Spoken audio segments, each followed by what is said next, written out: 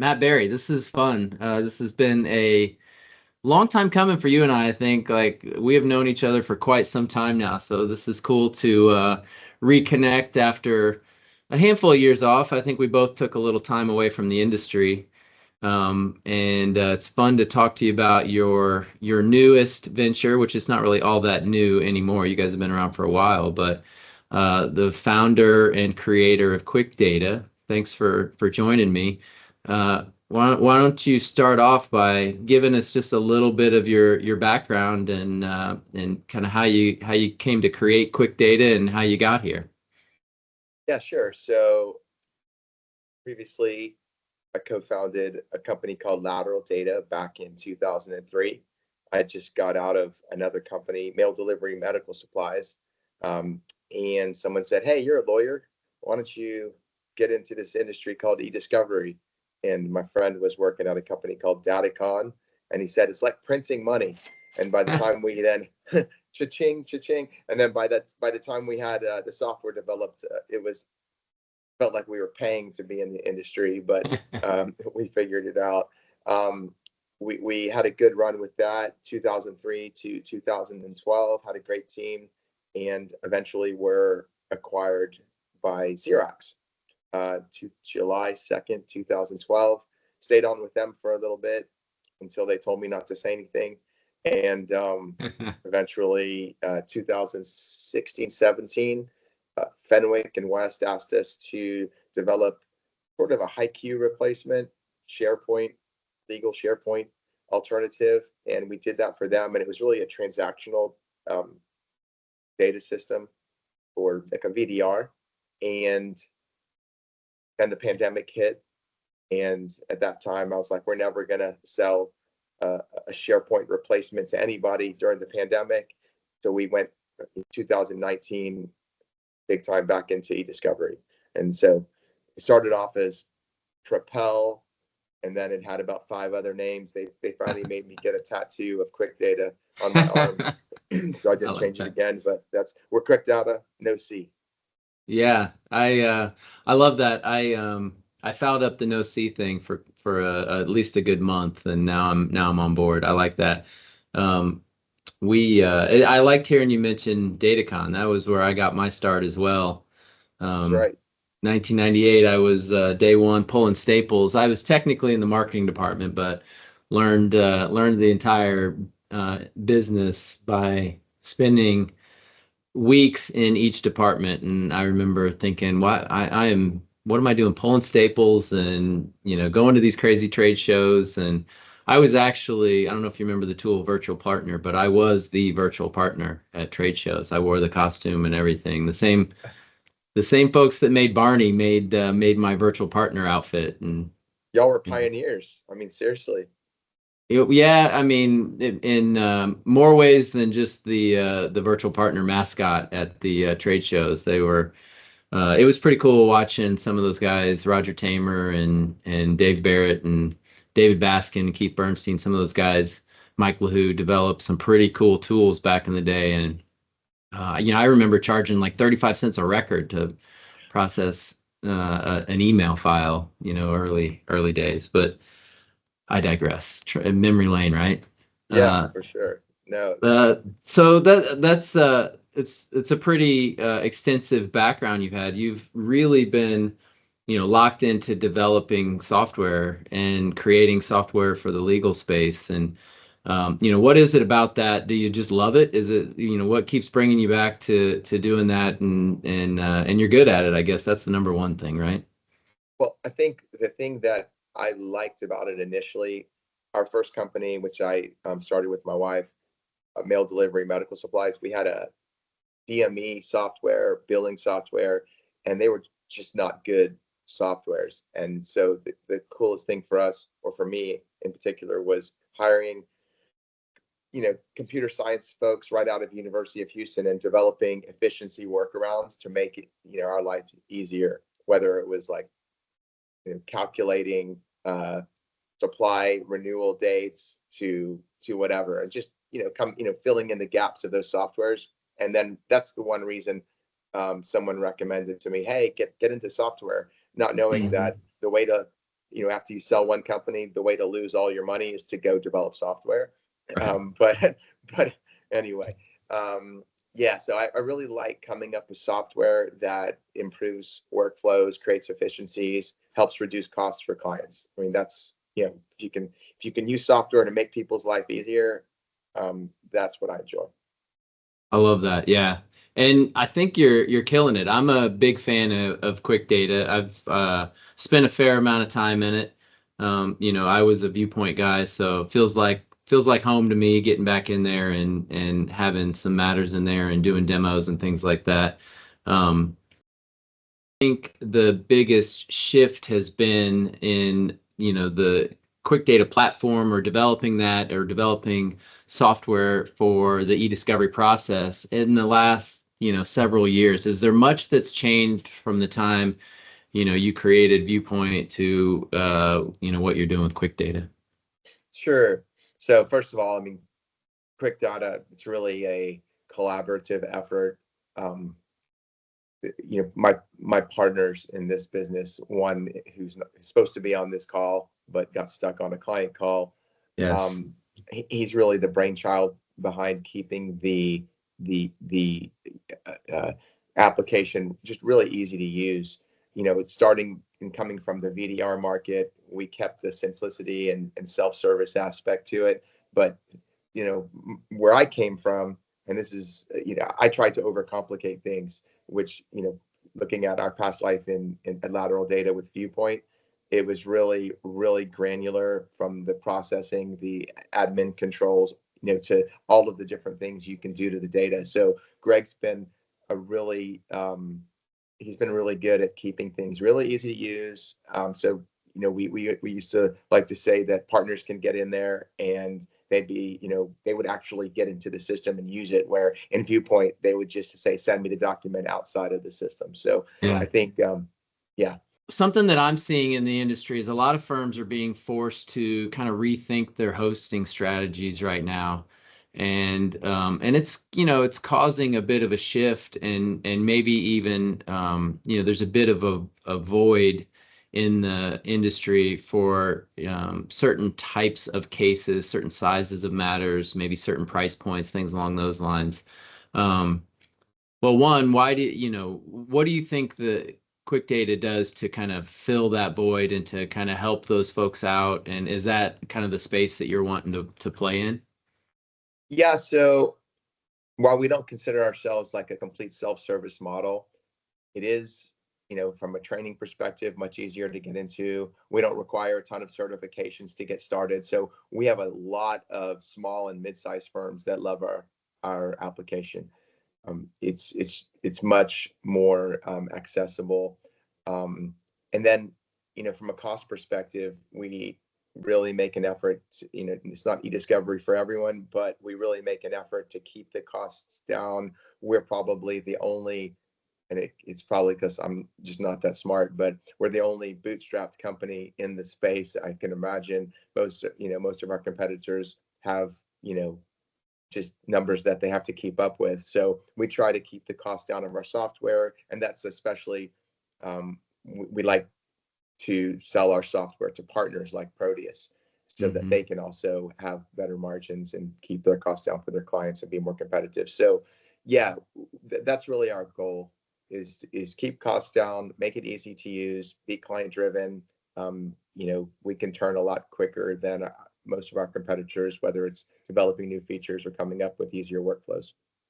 I love that. Yeah. And we appreciate that too. It's been nice to be able to have other options out there, for all different price points and needs. And, one of the things that keeps striking me is like the new shiny object in the industry. Obviously, I guess, it's AI, obviously that's a big deal, right? And something that you touched on that I find is like the vast, vast, vast majority of clients out there don't really need that on every matter. There's certainly matters that are very large, and if you don't take, we were just talking before we got going here about a client of mine that has, terabytes and terabytes and terabytes of data. Now that's an older matter that's starting to wind down, but had they not used all the advanced tools, they would have been hosed.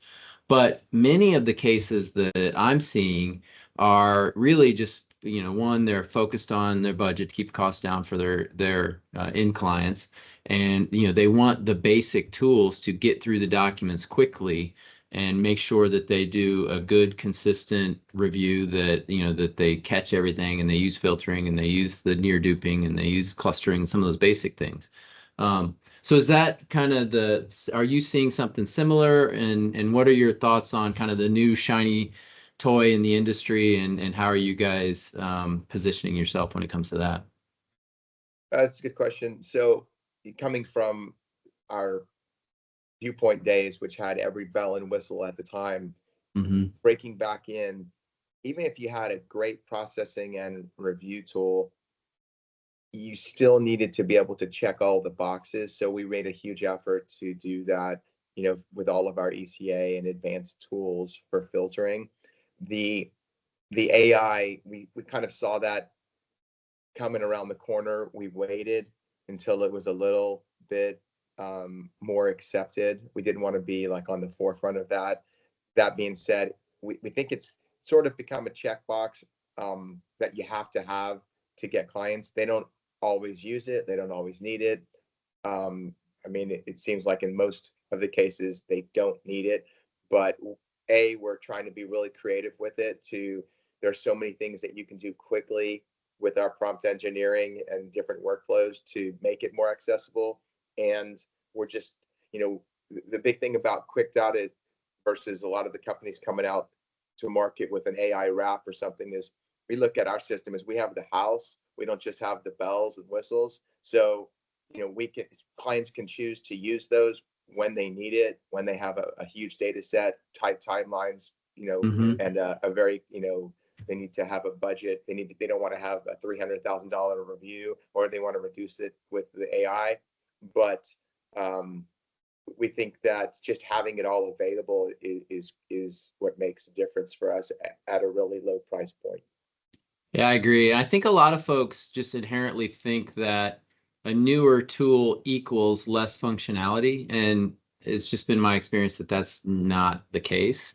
And there are two sides to these tools. There's the end user facing side, and then there's the magic that happens by, those of us on the back end processing data, which is really an unbelievably complex process and lots of different capabilities and things along those lines. But to me, what I've been able to express to my clients is that the end user experience really isn't any different than it might be with one of the legacy tools. And I assume you're seeing the same thing. And once people are in there, they really like the tool and are able to pick it up quickly. Absolutely. The truth is, you're nervous about that, the user experience, are people going to like it? But we just have like really positive experiences with our users from the beginning. We've listened to our clients. We make it so that if they're not happy with something, we put it on the roadmap and try to get it out there as quickly as possible. Not to mention the fact that we did it before. So I'm not saying Viewpoint was overcomplicated on the review side. Once the user got in, you could simplify it as much as they needed. That being said, we were able to take a lot of things from Viewpoint and make this one more simple from the get-go. So from that perspective, this can be used as a VDR. It's so simple, or it can be used for an eDiscovery review, 50-person review, 100-person review. So it really kind of scales up as needed. Yeah, I love that. Yeah. That's one of from my QDiscovery days, one of the things that I loved about working with you guys was that our PM team and our director of technology always had a direct line to you guys. And oftentimes something would pop up in one of my cases where a client said, "Hey, I'd really like to do this," or would it be able to function that way? And within a pretty short amount of time, a week to a couple of weeks, we had some level of a beta test of trying to make that happen. And I think, that level of flexibility is something that we appreciate at Proteus. That's kind of how we like to roll too, is being nimble and flexible with our clients. And you guys have been able to do that year after year, and you've done it with us. In the last few months, we probably tossed you guys, shoot, 20 or 30 suggestions or ideas, and I'm sure not all of them are great. Some of them probably were, but it's cool to see you guys put those things in there and be so flexible. Yeah. When you're up against companies like Relativity, Everlaw, and Reveal, whomever, you're always trying to catch up on something because they've been in the space a lot longer and they have a lot bigger development budgets. But I think we're doing a good job getting the must-haves. We still have a lot on the next couple of releases coming out that we Cool. feel will make it better, and we keep on improving performance and scalability. So we're constantly juggling and balancing, but we're getting there slowly but surely. I like that. Yeah, nimbleness is one for sure. What are a couple other differentiators that QuikData offers that may help folks that are considering or may need to pivot from older systems that have been out there?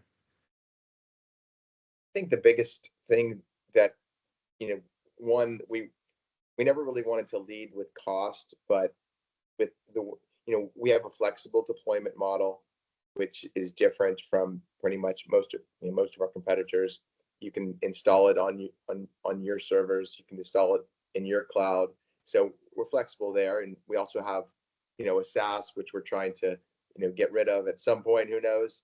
But we're really focusing on the flexible deployment and partner strategy. So that's really, so if you don't want to come to us, go to one of our partners, and it's just much more accessible to get into. The training, you can be up and running within 30 minutes reviewing documents. It's not illogical because we didn't develop where it was completely self-service, but it's pretty darn close. And then it has the project management behind it to make it customized and useful for every type of use case. I love that. Yeah. Give me a success story or two, or a win, something cool that's happened, whether it's a firm or a corporation that you guys have had, something you can tout. Well, I think that use cases using some of our AI creatively, we've been able to work with plaintiffs firms, which are notoriously difficult just because of their cost structure, having to front the money. And I think we've been really helpful for them to keep their costs down on large inbound productions with no metadata, for example. And we've been able to use AI to extract metadata that's missing directly from the text documents. So I think we've had some really good AI use cases, which has been fun for our developers outside of the normal, day-to-day processing grind.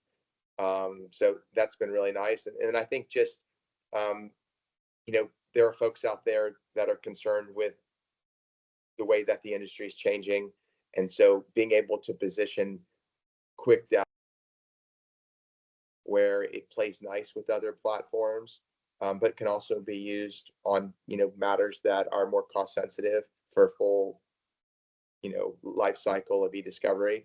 I think just in general, that's been a big win for us.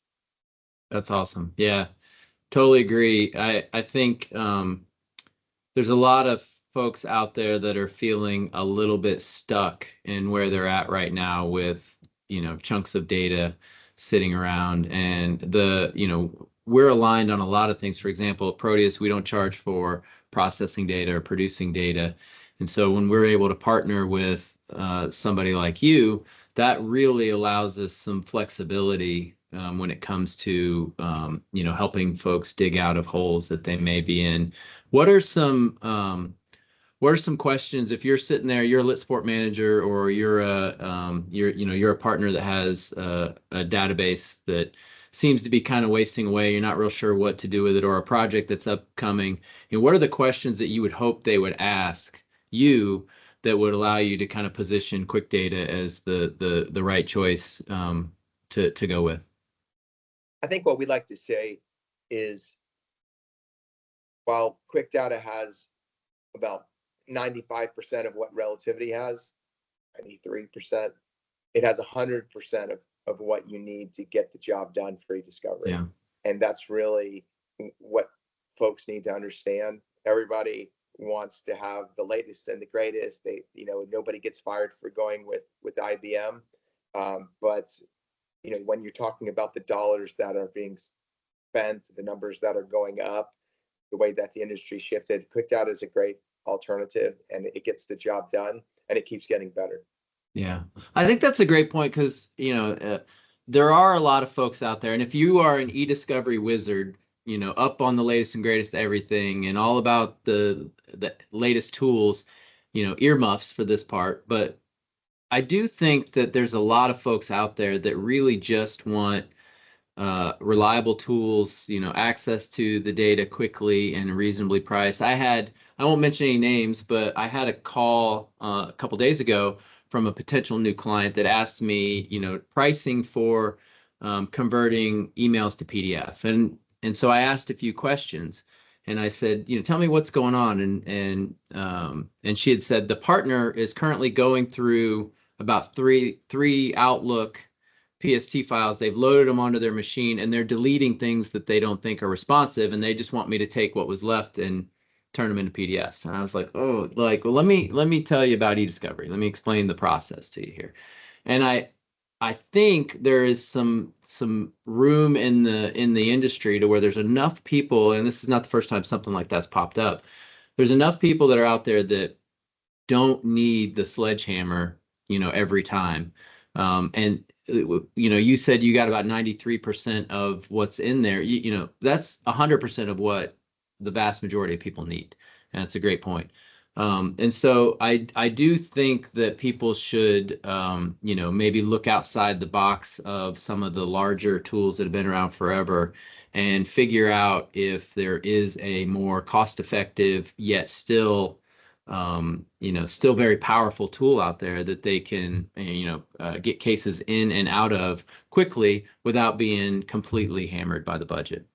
I like that. So one other thing I was going to mention, your son Noah is in the business now. He's a sales guy helping you guys out. How's that going? How's he liking working with Dad? We actually really enjoy working together. He actually, give him some props. He was a top NCAA tennis player. So we work all day, and he really works like about from 7:45 to 7 at night. But when we finish, we go and play tennis. So I have a great system. I get my exercise in, come home feeling really sore, and he's done amazing. He's almost at his year anniversary, and he's just really added a lot of energy to our team. So we're really excited to have him. That's awesome. Who wins? Does he whip you? Yeah, I can barely carry my rackets to the court these days. That's awesome. That's cool. So a couple other things, maybe not exactly eDiscovery related. If you weren't in this business, what do you think you'd be doing? Tennis pro? Mobile home parks. I don't know. I'm just kidding. Sometimes something where you have lower stress, but it definitely keeps you going. I've got a list of things through the years of our ups and downs. Things I've got a list of different ideas that I think I would have possibly chosen had I not gone this direction. But things are smoothing out, and to be honest, I mean, we have good partners, good people we're working with. We enjoy helping people. We really like getting an email from a client saying that they love our software and they like our service. Thanks so much for the help.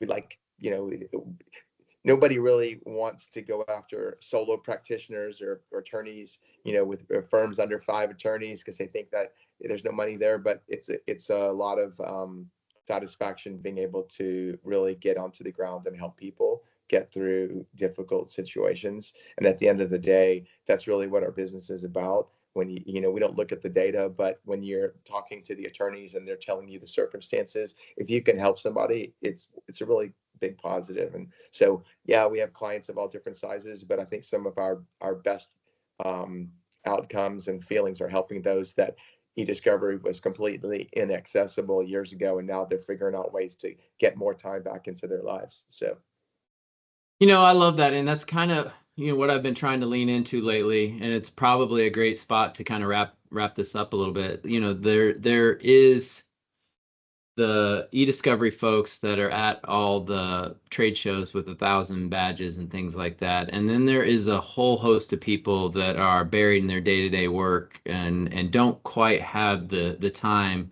to devote to becoming an expert at eDiscovery. And I think that's what guys like you and I thrive on. That's what we're here for. We enjoy finding folks that maybe don't have the full picture, don't necessarily want the full picture. They just want help on this matter so they can get on to the next one. And I think that's a great spot to live in for QuikData and for Proteus.